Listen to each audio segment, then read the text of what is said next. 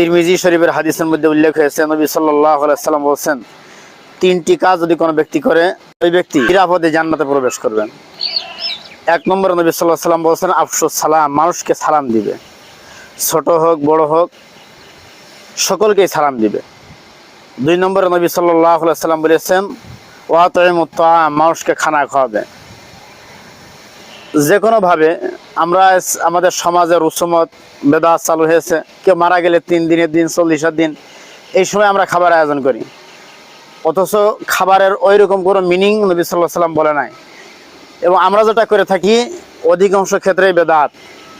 নবী সাল্লাল্লাহু আলাইহি সাল্লাম বলছেন, মানুষকে খানা খাও। একজন পথিক রাস্তা দিয়ে হেঁটে যাচ্ছে, আমি তাকে ডেকে খানা খাওয়াইতে পারি।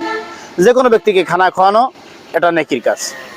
3 নম্বরে নবী সাল্লাল্লাহু আলাইহি সাল্লাম বলেছেন, সাল্লু বিল-লাইলি ওয়ান-নাসি নিয়াম, এবং শেষ রাত্রে আল্লাহ তাআলার সামনে দাঁড়িয়ে যাও।